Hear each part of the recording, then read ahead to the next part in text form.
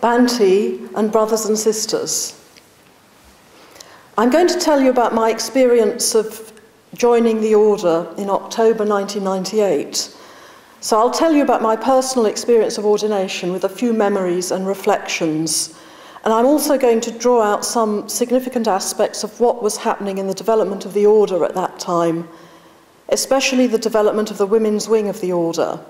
And I'll say something about what it was like to join the order in 1998, what was going on in the order as a whole. So I was ordained on the first Tuscany Retreat for women. This was the longest ordination retreat for Dharmacharanis that there'd been to date. It was nearly 2 months long, and it was held in an ancient Italian monastery. It's a monastery which is owned by an English opera fanatic, and our retreat was slotted in between the opera productions and the olive harvest. An ordination retreat is a special time, and this place where our retreat was held connected back to the development of the order years before. Some of you were ordained there, some of the men had been ordained there years before, and Il Convento bore the traces of the men's ordination retreats which had been held there.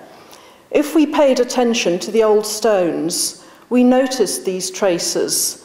There were worn seed syllables painted on the paving, and Buddhist murals in a hidden room, which was only revealed to us at the time of the private ordinations. Later on during the retreat, I added my own paintings to these murals. I heard that it was Padmapani who started the murals, and others of you, and I added an image of Padmasambhava and one of Simhamukta, and Visuddhimati added a lotus pond to the mural. More prosaically, I have it on good authority that, amongst the memories held in the fabric of the place, quite a bit of the plumbing and the loos had been installed by some of us. The order had contributed to the improvement of the facilities, both practically as well as in more subtle ways. So this first Tuscany retreat for women, we travelled from far and wide to join the order, and it was a significant step forward for the women's wing. The retreat was the fruit of the commitment of the women who'd moved to Wales in the early 90s. That was Sangadevi, Samatar, Dharmadina, Anomar and Anjali, and most of those women were there with us in Tuscany on that ordination retreat. I imagine that the experience was as fresh and new for all of them as it was for us. We had Vajradevi and Karuna Shri as our organisers. They'd driven down through Italy, through Europe, with a van full of food, full of shrine things, full of everything we needed for the retreat. And Vajradevi, I think, picked up valuable information and experience which stood her in good stead as she was spearheading our project for our own women's retreat centre, Akashavana. And we had some of our elders there. I have fond memories of Vidya Shri meditating in the olive grove, and Vara Badri, who was nobly looking after the many shrines. And as the first of these retreats, it was also, I think, an experimental prototype which paved the way for the future. I think there was quite a bit of learning, a learning curve. An ordination retreat is always magical, full of memorable moments which shine in the mind's eye long after the event. And Tuscany 1998 was no exception. There were the rituals in the Italian sunshine. I remember the scampering wild tortoises in the olive grove. On one occasion, the tortoises joined us for a ritual at a Ratnasambhava shrine, and somehow the tortoises connected me with my own deep past and also with the pet tortoises of my African childhood. And then there were the rituals in the courtyard of the ancient Italian monastery. There was a room full of opera costumes, and we borrowed these to dress up and evoke the offering goddesses who attended the dinners. And I remember one afternoon helping my private preceptor to choose a costume so that she could get dressed up as an incense stick for one of these rituals. And when I'd been imagining the instruction that I would get from my private preceptor on the ordination retreat, this hadn't been part of what I'd envisaged. And there was an evening when my friend Rupavati, my close friend who was ordained on that retreat as well, she came to find me immediately after her own private ordination. She was alarmed. She needed some help in putting out the Akshobhya shrine. The Akshobhya shrine had caught fire just as she emerged from her private ordination. She'd just taken Rathul Vajrapani as her yidam. Luckily, there was plenty of water on the Akshobhya shrine so that the monastery didn't burn down. And several of my friends on the retreat took the Amoghasiddhi practice. And a few days later, the Amoghasiddhi shrine was struck by lightning. It seemed completely natural that the elemental forces marked significant moments as we were introduced to our yidams. So I had my private ordination one afternoon in the olive grove, seated under an olive tree. Varabhadri had prepared the shrine, and I discovered later that she and Samatha had contingency plans in case of rainstorms. Luckily, it was a fine afternoon, although somewhat windy. I emerged from the shrine room and crossed over a paved area towards the gate to the olive grove. There was a Darkani Rupa on a chair marking my route up towards Samatha, who was sitting in the distance under an olive tree. At that point, a curious incident occurred. We had been on our own with no contact with the outside world for several weeks. As I opened the gate, a couple of people appeared as if from nowhere. I looked at them, and they looked at me in my ordination outfit. My ordination outfit was quite smart. My mother had given me some money to buy an ordination outfit, but not what you'd expect someone to go for a stroll in an olive grove in Italy in. So I looked at this couple, and they seemed quite ugly and a little ethereal, and I was quite perplexed. But I took it in my stride. They said good evening in Italian, and I replied, buonasera, or something like that. And then they continued on their way towards the back of the monastery, and I continued on my way up the olive grove towards the olive tree. But this crossing of paths took on a heightened significance for me.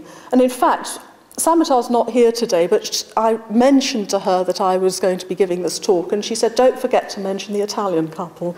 So anyway, it took on a heightened significance for me. It brought the world outside into Il Convento. In a way, it was as if the outside world manifested for a moment at that particular moment. And I've never wanted to seal myself off into a hermetic world of practice. It was quite important to have that momentary connection with the wider world.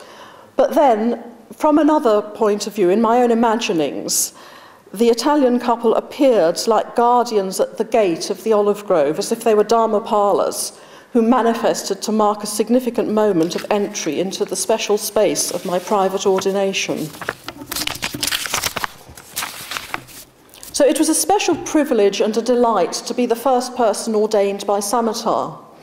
I don't have the words to express my response to this experience, my personal response, but in the bigger picture, it carried a significance for the women's ordinations in our community. Samatha was one of a particular generation of private preceptors. When I entered the ordination process and went on the first sets of retreats at Tiratnaloka, there were only 3 private preceptors in the women's wing. There was Ratnashuri, Sangadevi, and Sri Mala.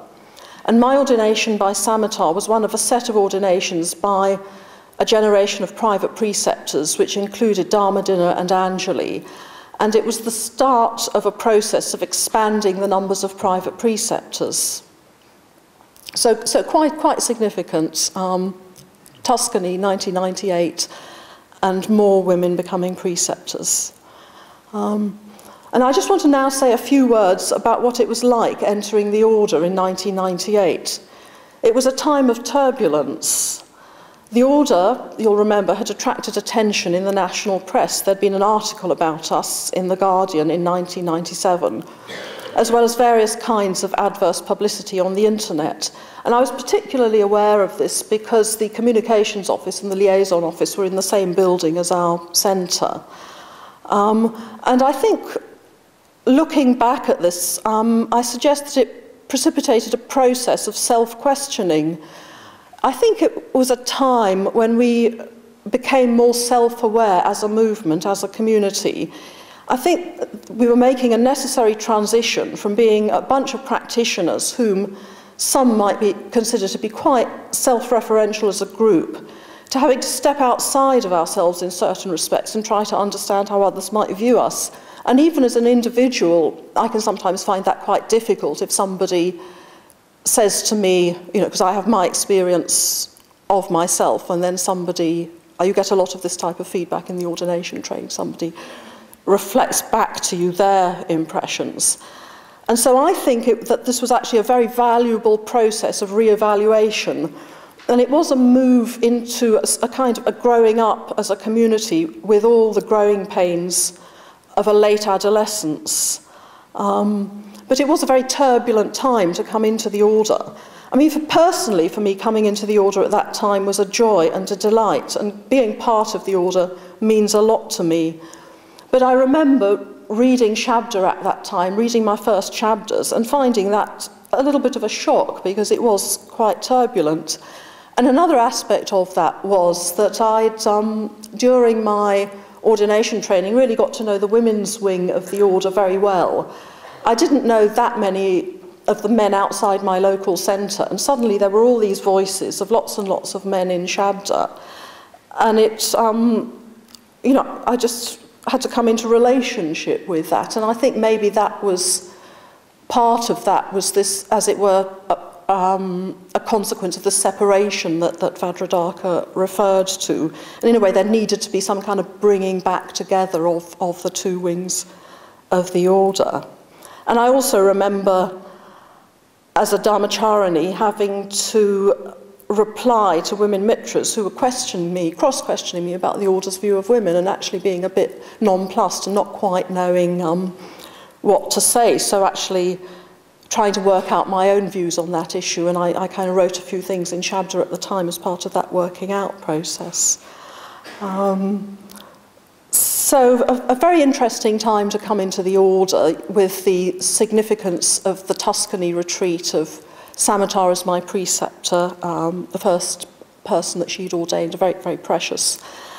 And yes, I also very much valued the introduction to my Yidam Padmasambhava, because that had been Samatha's practice for many years. She'd done that sadhana for many years.